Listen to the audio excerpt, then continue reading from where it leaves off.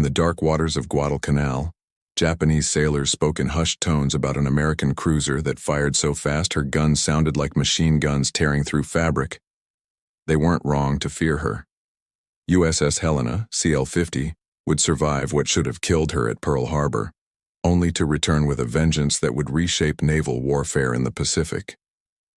This is the story of the ship that refused to die, the cruiser that earned her nickname through sheer firepower, and the 1,000 men who made her legend possible. In an era when battleships were kings and carriers were the future, Helena proved that a light cruiser with determination could change the course of history. The story of USS Helena begins not in combat, but in the depths of the Great Depression. As America slowly rebuilt its economy, the Navy embarked on an ambitious program to modernize its aging fleet. The St. Louis-class cruisers represented a new philosophy in naval design, ships that could deliver overwhelming firepower while maintaining the speed to dance with death. When her keel touched the waves at Brooklyn Navy Yard on that cold December day in 1936, few could have imagined the destiny awaiting hull number 50. The workers who riveted her plates and shaped her armor were building more than a warship. They were crafting an instrument of survival and vengeance. Helena stretched 608 feet from stem to stern, her sleek hull cutting through the water with a beam of just 61 feet. But her true glory lay in her armament. 15 6-inch guns nested in 5 triple turrets gave her a broadside that could unleash hell. These weren't ordinary naval rifles. The Mark 16 guns could cycle rounds at an astonishing rate. In perfect conditions, each barrel could spit out 8 to 10 rounds per minute. Do the math, that's potentially 150 shells per minute from her main battery alone. No wonder the Japanese came to call her the machine gun cruiser. Her secondary battery packed 8 5-inch dual-purpose guns, equally comfortable swatting aircraft or punishing destroyers. 4 Parsons turbines drove her through the waves at 32.5 knots, fed by 8 Babcock and Wilcox boilers that could push 100,000 horsepower through her 4 bronze screws. With a range of 10,000 nautical miles, she could hunt anywhere in the Pacific. But specifications tell only part of the story. What made Helena special was her crew, 868 officers and men who would transform steel and gunpowder into something approaching immortality. Helena slipped into the East River on August 27, 1938, christened by the wife of Montana's senator. The bottle of champagne that shattered across her bow was meant to bring good luck. Whether it did or not would depend on your definition of luck. Her early career reads like a peacetime travelogue. After commissioning in September 1939, Helena sailed south to Uruguay where her crew got an ominous preview of their future. The wreckage of the German pocket battleship Graf Spee lay in Montevideo Harbor, scuttled after the Battle of the River Plate. Young American sailors stared at the twisted metal and wondered if they were looking at their own fate. The Pacific called, and Helena answered. By September 1940, she joined the Pacific Fleet, spending months in Hawaiian waters, perfecting her deadly art, gunnery drills, damage control exercises, navigation training, the endless repetition that transformed civilians into warriors. As 1941 drew to a close, Helena entered Mare Island Navy Yard for upgrades. The Navy, perhaps sensing the storm approaching, fitted her with new 1.1-inch anti-aircraft guns. It was like giving a boxer brass knuckles just before a street fight. On the morning of December 7, 1941, Helena rested at berth 1010 in Pearl Harbor's Navy Yard. Across the harbor, battleships sat in a tidy row along Ford Island. The Pennsylvania, mighty queen of the battle line, was supposed to occupy Helena's berth, but fate had other plans. The dry dock needed Pennsylvania more than the pier needed Helena.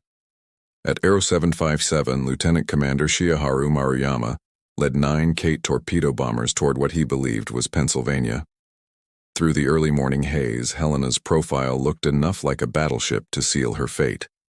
Only the lead plane released its weapon, a Type 91 torpedo that carved through the harbor's placid waters at 40 knots. The weapon passed beneath the mine layer Oglala moored alongside and struck Helena at frame 75, just below her armor belt. The explosion ripped through her engineering spaces like a giant's fist. Engine room number 1 and boiler room number 2, transformed instantly from ordered machinery spaces into twisted metal coffins. Seawater rushed through a hole large enough to drive a truck through. But Helena was already fighting back. Within 2 minutes, 120 seconds, her forward diesel generator roared to life. Power flowed to her gun mounts. As Japanese planes wheeled overhead for their second attack, Helena's anti-aircraft guns spoke their defiance. 4 bombs straddled her during the second wave, each a near miss, showering her decks with steel rain. The ship that should have died stayed afloat through miracles of damage control and human determination. 40 of her men lay dead, another 100 wounded. But Helena survived. In the wardroom, blood mixed with oil as medical teams worked to save the living. On deck, gunners stayed at their posts even as their shipmates fell around them. The Japanese pilots who reported her sinking had made a terrible mistake. They had awakened a sleeping giant's little sister, and she would remember. In the aftermath of Pearl Harbor, Helena resembled a patient in intensive care. Water sloshed through her wounded hull, and emergency pumps worked around the clock to keep her afloat. But beneath the damage lay a heart that refused to stop beating. By December 9th, just 2 days after the attack, Helena limped into dry dock number 2. Navy yard workers swarmed over her like surgeons attending a critical patient. Steel plates were cut, shaped and welded over her wounds. The temporary patches would hold until she could reach a proper hospital. The journey to Mare Island in January 1942 tested every weld and rivet. Pacific swells pressed against her patched hull, searching for weakness. Her crew stood vigilant at damage control stations, ready to shore up any breach. They needn't have worried. Helena was tougher than she looked. At Mare Island, Helena underwent a transformation that went beyond mere repair. The Navy had learned bitter lessons at Pearl Harbor, and Helena would benefit from that brutal education. Her conning tower, which limited visibility during night actions, gave way to an open bridge where antiquated 1.1-inch Chicago piano guns once stood. Crews mounted 4 quadruple 40mm Bofors guns, Swedish-designed democracy wrapped in American steel. But the real revolution came in electronics. Helena received the new SG Surface Search Radar, a marvel that could peer through darkness and fog to find enemy ships at ranges that seemed like sorcery. Combined with new FC and FD fire control radars, Helena could fight blind, a crucial advantage in the knife fights awaiting her in the Solomons. While darkness helped conceal ships from visual spotting, radar gave Helena the ability to see without being seen. Under Captain Robert H. English, then Captain Phillip, who commanded until September 1942, her crew trained with fanatic intensity. They had accounts to settle. Gunners drilled until they could load and fire in their sleep. Damage control teams practiced plugging holes and fighting fires until their responses became automatic. Every man aboard understood their mission. They were returning to the Pacific not as victims but as hunters. In the mess halls, sailors spoke of revenge. In the engine rooms, mechanics coaxed every possible revolution from the turbines. Helena wasn't just repaired. She was reborn as an instrument of vengeance. By July 1942, Helena was ready. As she passed beneath the Golden Gate Bridge bound for the South Pacific, her crew lined the rail. Some waved at girlfriends and wives on shore. Others stared westward toward the enemy who had drawn first blood. The machine gun cruiser was heading to war. The Solomon Islands in late 1942 were a green hell where America and Japan bled for every yard of jungle. Guadalcanal, with its crucial airfield, had become the Pacific War's grinding wheel. Every night, Japanese destroyers and cruisers raced down the slot, the channel between the Solomon chains, to reinforce their garrison and bombard American positions. By early October, Helena served in Task Force 64 under Rear Admiral Norman Scott. Unlike many American admirals who still thought in terms of battleship lines, Scott understood that radar and rapid fire would rule these waters. He drilled his ships relentlessly in night combat tactics, though he made the curious decision to use USS San Francisco as his flagship instead of the radar-equipped Helena. October 11, 1942, the day of reckoning, approached as American reconnaissance planes spotted Admiral Aritomo Goto's force streaming toward Guadalcanal. 3 heavy cruisers and 2 destroyers carried reinforcements and bombardment shells. Scott positioned his force off Cape Esperance, ready to spring history's trap. As darkness fell, Helena's SG radar operator, radioman 3rd Class Robert S. Brown, hunched over his scope. At 23:25, a phosphorescent blip appeared. Enemy ships at 27,700 yards. Helena had found the Japanese before they even knew Americans were hunting. What followed was organized chaos. Scott, operating blind on San Francisco, ordered a column turn that accidentally placed his force across the Japanese T, the perfect position for a naval ambush. On Helena's bridge, Captain Gilbert C. Hoover, who had assumed command in September, grew increasingly frustrated. His radar showed enemy ships at 5,000 yards, practically point-blank range, but Scott hadn't given permission to fire. Finally, at 23:46, Scott's ambiguous "Roger" to another query was interpreted as permission to engage. Helena's turrets, already trained on the enemy, erupted in violence. The first salvo caught the heavy cruiser Ioba completely unprepared. 6-inch shells slammed into her bridge, killing Admiral Goto instantly and wounding her captain. The Japanese admiral died believing his own ships were firing on him. He never imagined Americans could strike from the darkness with such precision. Helena's guns achieved rates of fire that seemed impossible. Spent brass casings rolled across her decks like golden rain as loaders worked in perfect synchronization. The sustained muzzle flashes lit up the night, earning her the nickname that would follow her to the grave. The heavy cruiser Furitaka tried to shield the flagship, but sailed into a steel hurricane. Helena's shells found her torpedo tubes, and long-lance torpedoes, Japan's most feared weapon, exploded on their own deck. Furitaka burned like a Viking funeral ship before sliding beneath the black waters. In 14 minutes, it was over. Helena had fired over 1,400 rounds, her barrels glowing cherry red in the darkness. The Battle of Cape Esperance was America's first clear surface victory against the Imperial Navy. Helena had proven that American cruisers could fight and win at night, the enemy's chosen battlefield. As dawn broke, oil slicks and debris marked where Japanese ships had died. Helena's crew, exhausted but exhilarated, had their first taste of victory. It wouldn't be their last. November 1942 brought desperation to both sides at Guadalcanal. The Japanese prepared a massive reinforcement convoy, and Admiral Scott's victorious task force, now led by Rear Admiral Daniel Callahan, stood as the only barrier. Callahan, brave but inexperienced in night combat, made the same mistake as Scott. He chose San Francisco as his flagship instead of the radar-equipped Helena. On the night of November 12-13, Helena's radar again proved prophetic.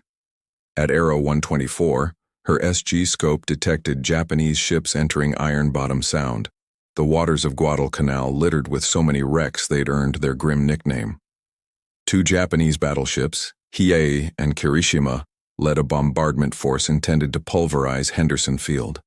What erupted at 0148 was less a battle than a bar fight with 14-inch guns. The American column practically collided with the Japanese force. Ships fired at point-blank range, sometimes unsure whether their targets were friend or foe. Searchlights stabbed through the darkness. Star shells burst overhead, and tracers crisscrossed like deadly fireworks. Helena's radar gave her a critical edge in this melee. While other ships struggled to identify targets, her fire control tracked Japanese vessels with electronic precision. She opened fire on what her crew believed was a battleship, likely Hiei, at just 4,200 yards. Her rapid-fire salvos walked up and down the enemy's length, sparking fires and explosions. The destroyer Akatsuki made the fatal error of illuminating Helena with her searchlight. Every American ship that could bear immediately concentrated on the illuminated destroyer. Helena's 6-inch shells joined 5-inch and 8-inch rounds in a convergence of naval gunfire that literally blew Akatsuki apart. She vanished in a massive explosion, taking all but a handful of her crew with her. Helena then shifted to rapid fire against 3 more destroyers, her guns cycling so fast that Japanese survivors reported thinking Americans had developed a new automatic cannon. 1 destroyer limped away burning, another went dead in the water, and the 3rd fled into the darkness, trailing smoke. Through it all, Helena danced between salvos, her engineers pushing her turbines to and past their limits. At one point, San Francisco crossed directly between Helena and her target, forcing a check fire that probably saved American lives.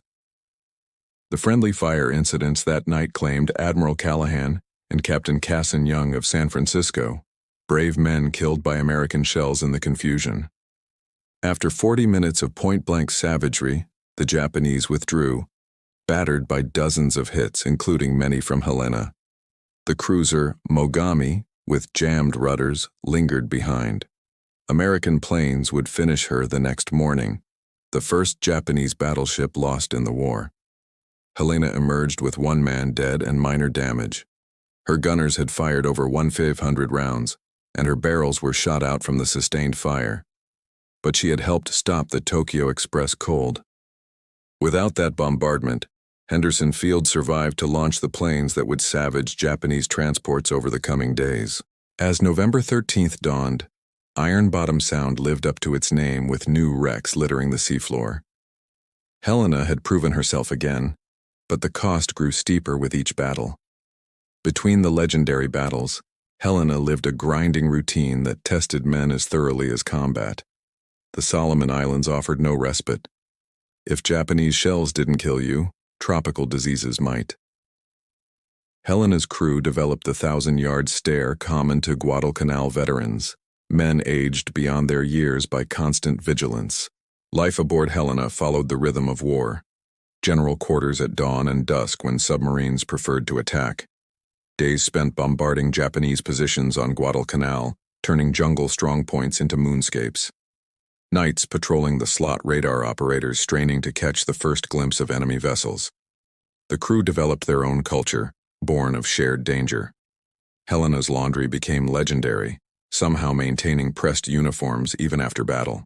The ship's band, Helena's Hottentots, played swing music on deck between actions, their jazzy renditions of blues in the night, carrying across the water to other ships.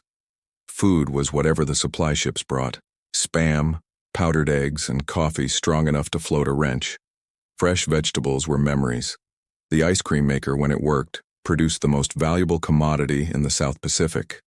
Men would trade almost anything for a Dixie cup of vanilla. Captain Hoover proved a steady hand during his tenure. Unlike glory-seeking officers, he understood that survival meant victory in these waters. He drilled his crew constantly, but also knew when to ease the pressure. Movie nights on the fantail, boxing matches on the forecastle, small pleasures that reminded men what they were fighting for.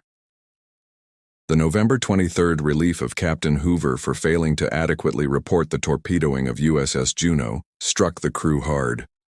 They had just fought through hell together, and now their skipper was gone over what many saw as a bureaucratic vendetta. His replacement, Captain Charles P. Cecil, who assumed command in December 1942, had to win over a suspicious crew. Cecil would lead them through their final battles. December 1942 and January 1943 blurred together in routine and exhaustion. Helena bombarded Vila and Munda, supported troop convoys, and chased ghosts on radar screens. Her crew became experts at reading the sea and sky, knowing that survival often depended on spotting the torpedo wake or bomb release a second before the other guy. By February 1943, Helena desperately needed yard time. Her engines wheezed, her guns showed worn rifling, and her hull bore the scars of near misses.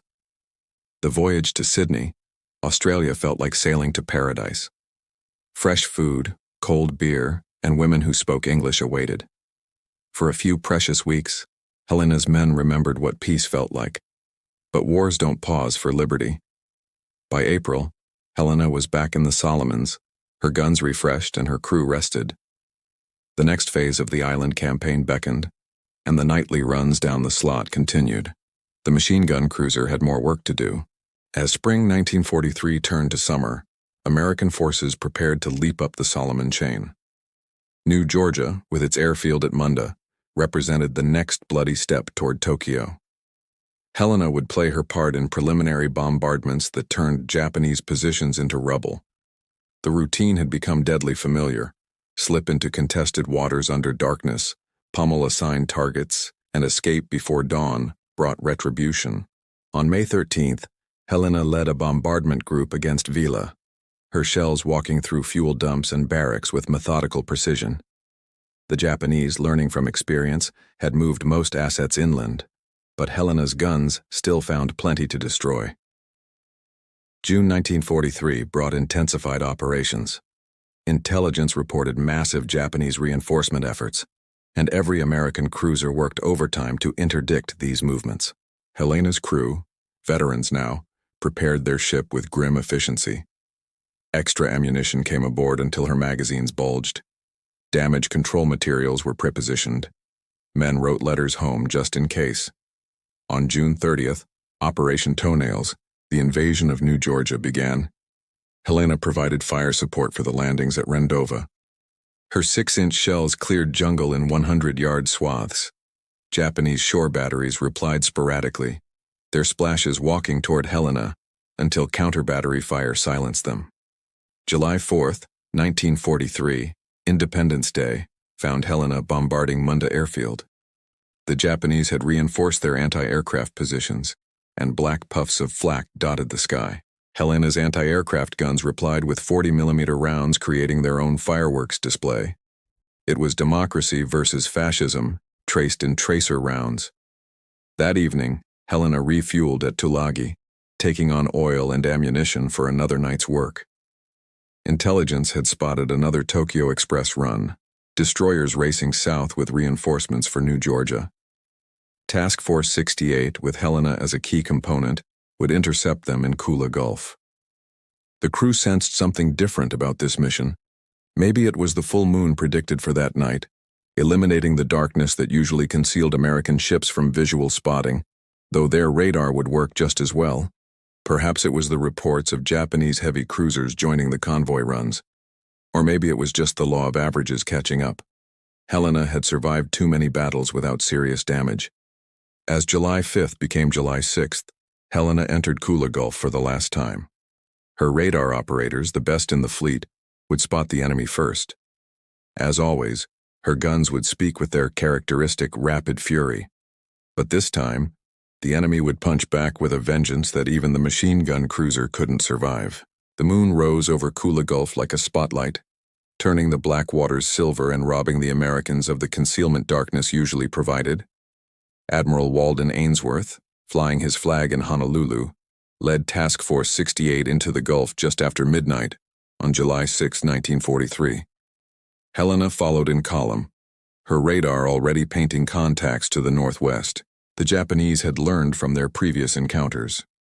Admiral Teruo Akiyama's reinforcement group included 10 destroyers, armed with the deadly Type 93 long-lance torpedoes, weapons that could reach out 20,000 yards at 49 knots. More critically, the Japanese had finally developed tactics to counter American radar advantages. At Aero 136, Helena's radar detected the enemy at 22,000 yards. For once, the Japanese radar operators matched American detection, spotting Task Force 68 almost simultaneously. Both sides began their deadly approach, knowing this would be a gunfight where speed mattered more than armor. At Aero 157, Admiral Ainsworth ordered the attack. Helena's turrets, already tracking their targets, erupted immediately. Her first salvos targeted the destroyer Natsuki, Admiral Akiyama's flagship. The range was 11,000 yards, comfortable for Helena's experienced gun crews. Natsuki never had a chance. Helena's second salvo found her, and the following salvos turned the destroyer into a floating pyre. 6-inch shells detonated her torpedo warheads, shattered her bridge, and opened her hull like a can opener. Admiral Akiyama died in the opening minutes, his last sight the muzzle flashes that spelled his doom. But even as Natsuki died, her sisters had launched their long lances. 10 destroyers fired volleys of torpedoes before turning away at high speed, a tactic that traded gunfire for torpedo accuracy. Nearly 50 torpedoes now raced through Kula Gulf's waters toward the American column. Helena shifted fire to the destroyer Suzuki, her radar-directed shells finding the target despite the range. But she had made a critical error. Her initial salvos used flashless powder carefully hoarded for night actions. When those special charges ran out, she switched to standard propellant. Each salvo now lit up the night like lightning, clearly marking Helena's position for Japanese torpedo directors. At around 02:03, Helena's luck ran out. 3 long-lance torpedoes found her in quick succession, and the machine gun cruiser's death began. The first torpedo struck forward of turret 1. The explosion was catastrophic. Either her forward magazine detonated or the torpedo's 1,080-pound warhead simply obliterated her bow. Turret 1 vanished in a pillar of flame that reached 200 feet skyward. The blast rolled through the ship, buckling bulkheads and throwing men against steel walls like ragdolls. Before damage control could respond, the second and third torpedoes struck amidships below her armor belt. These hits broke Helena's keel, the ship's backbone. Her engine rooms flooded instantly, turbines screaming to a stop as seawater rushed in. Electrical power failed, plunging internal compartments into darkness broken only by battle lanterns and flames. Captain Cecil immediately recognized the fatal nature of Helena's wounds. With her keel broken, the ship was already beginning to jackknife. He passed the order all captains dread: abandon ship. But Helena's gunners weren't finished. Even as she settled, her aft turrets continued firing, their crews refusing to leave their posts until the last possible moment. Turret 4 fired until seawater flooded the handling rooms. Turret 5's crew manually trained their guns, firing until the list became too severe to elevate their barrels. The ship broke into 3 sections. The bow section, everything forward of Turret 2, had already vanished. The stern section, containing nearly 400 men, floated independently. The center section, containing the bridge and most of the engineering spaces, rolled over and sank within minutes.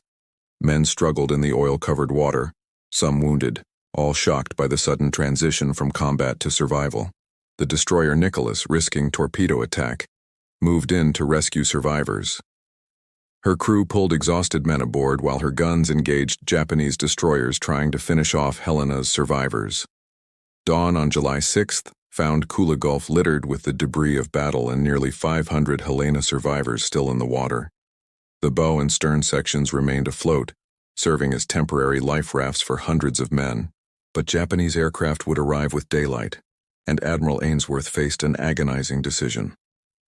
Nicholas and Radford had pulled 739 men from the water during the night, their crews forming human chains to haul oil-soaked survivors aboard. But radar showed Japanese warships still in the area, and dawn meant certain air attack. Ainsworth ordered his ships to withdraw, leaving hundreds of Helena's crew behind. For the men still in the water, July 6th became a test of endurance and will. The tropical sun burned exposed skin while salt water tortured wounds. Sharks, drawn by blood, circled the survivors. Men formed groups supporting the wounded and sharing the few life rafts available. On Helena's floating stern section, Lieutenant Commander John L. Chu organized the survivors. The stern still had some food and water plus medical supplies. Chu established watches, rationed supplies, and maintained discipline. When Japanese float planes strafed the survivors, men dove beneath the twisted steel for cover. That night, 2 American destroyers attempted a rescue but were driven off by Japanese warships. The survivors spent another night clinging to wreckage, their numbers diminishing as wounded men slipped away and sharks took their toll. The story might have ended there, but for Coast Watcher Reverend A.W.E. Sylvester on Vella La Vella Island. He reported the survivors' location and coordinated with local natives to guide rescue efforts. On the night of July 7 or 8, destroyers Nicholas and Jenkins, along with fast transports Dent and Waters, returned to Kula Gulf. Using whaleboats and rubber rafts, they pulled 165 men from the water in the floating stern section. The stern finally sank during the rescue, as if Helena had waited to ensure her crew was safe before taking her final plunge. But 88 survivors had drifted to Japanese-held Vella La Vella. For a week, they evaded enemy patrols with help from native scouts and coast watchers. Living on coconuts and rainwater, moving only at night, they made their way to the island's northwest coast. On July 16th, destroyers Taylor, Murray, Geyser, and Ralph Talbot executed a daring daylight rescue, evacuating the last of Helena's survivors under the noses of Japanese forces. The final tally of Helena's crew of 868, some 168 men died in Kula Gulf or during the rescue operations. But 700 survived, saved by the courage of destroyer crews who risked everything and the determination of survivors who refused to give up.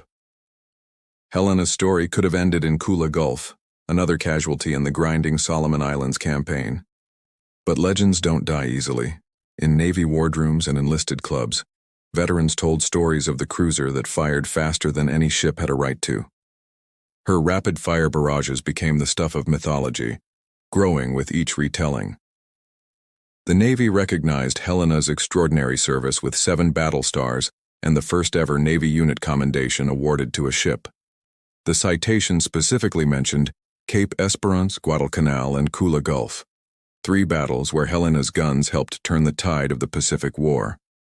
Her influence extended beyond medals. Helena's combat experiences drove changes in American naval tactics and technology. Her successful use of radar in night battles became standard doctrine. The importance of flashless powder was written in blood.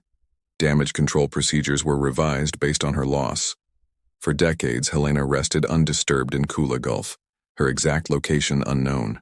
Her survivors held reunions, their numbers dwindling each year, but their memories still sharp. They remembered the sound of her guns, the feel of her deck plates, the friends who didn't make it home. In April 2018, Paul Allen's research vessel, RV Petrel, located Helena in 2,800 feet of water. The remote cameras revealed her hull number, 50, still visible on her stern. Her turrets remained trained out as if ready to resume the fight. The discovery brought closure to surviving crew members and their families, confirming their ship's final resting place. Today, Helena serves as more than a war grave. She represents the thousands of sailors who fought the decisive naval battles of World War II. Her story teaches timeless lessons about courage, determination, and sacrifice. The ship that survived Pearl Harbor to become the scourge of the Tokyo Express proved that heroes aren't always invincible. Sometimes they're simply too stubborn to quit. From her birth in Depression-era Brooklyn to her death in the tropical waters of the Solomons, Helena embodied the American war effort. Built by workers who needed jobs, crewed by boys who became men, and commanded by officers learning to fight a new kind of war, she was democracy made steel. The Japanese were right to fear the ship they called the machine gun cruiser. But Helena was more than rapid-firing guns and advanced radar. She was 868 Americans who refused to accept defeat, who turned tragedy at Pearl Harbor into triumph at Cape Esperance and Guadalcanal. Even in death, she extracted a price, her guns firing until the water claimed them. In the depths of Kula Gulf, Helena keeps her last watch. Coral grows on her turrets, fish swim through her passages, but her legacy lives on. She remains what she always was, the fighting ship that earned her nickname through sheer determination and a testament to the generation that saved the world. They called her Machine Gun, and she lived up to her name until the very end. In the annals of naval history, few ships fought harder, died better, or left a prouder legacy than USS Helena, CL-50. She was, as her crew always knew, one hell of a fighting ship.